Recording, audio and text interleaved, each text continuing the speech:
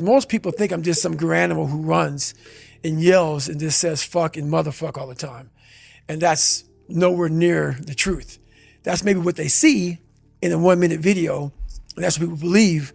But there's a lot of thought behind a person being a born loser, becoming who I am today. You don't just wake up and just rocky the shit. You gotta wake up and think about, there's a process to getting better. And that process is never finished. It's an appropriate title. Yeah. So one of the things that I've been thinking about is the danger of success making you soft. Mm-hmm. And this must be something that you've battled with over the last few years. Right. More money, more attention, more fame, more free things if you wanted, more opportunities to go places and do stuff with people. Right. How have you dealt with this battle of success not making you soft? You have to cap it. You have to learn to cap success.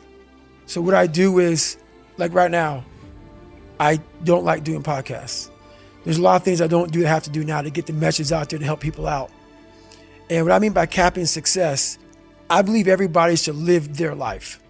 So everything that someone says in life, take it with a grain of salt.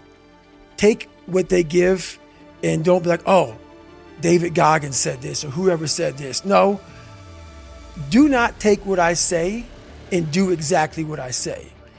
So for me, what makes me who I am, because my mission is very different than yours or anybody else's, I have to go into a situation knowing, okay,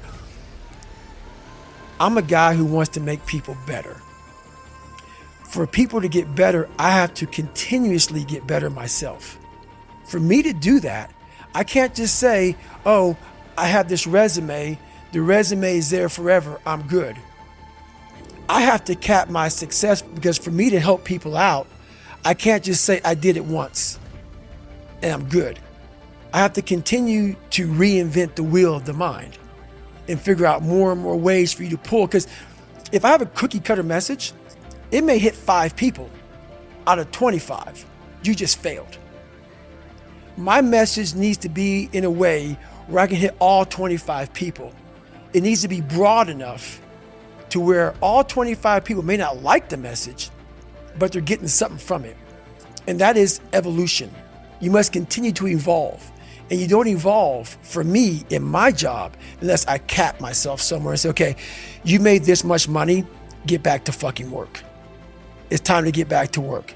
Stop hearing yourself talk, get off the podcast, don't be on social media too much, cut out all the fucking noise, get back to the fucking mental lab, because that's where the knowledge came from.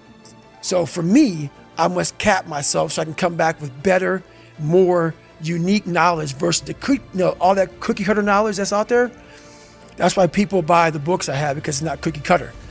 It's real knowledge. The other thing now is, when you first started, you were a lone ranger. Right.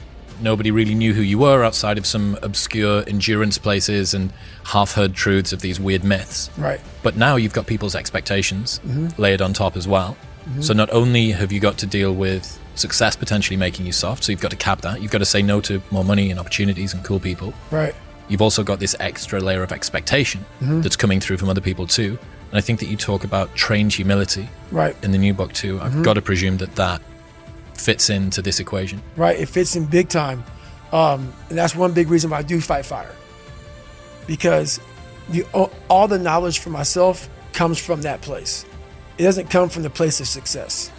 My knowledge does not come from the place of, because for me, I built Goggins from the ground up. I was born David Goggins. David Goggins wasn't good enough. He was a scared, bullied, abused kid who struggled in life. And that kid, whenever something got tough, no matter how hard I trained, no matter how ready I was, whenever something got tough for me, David Goggins, the real David Goggins, would come out and he would quit. So I realized this over a period of time. So I had to build Goggins. And in that process, I had to go back to that mental lab. And that mental lab is at scratch. That mental lab isn't that trained humility. And so that's where I get better.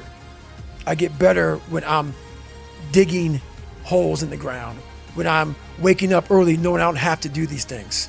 That's where I get better. So it's important to stay hungry. It's important to stay hungry, but it's important more to stay humble. within that hunger. So while you're hungry, a lot of people are hungry, but humility is everything.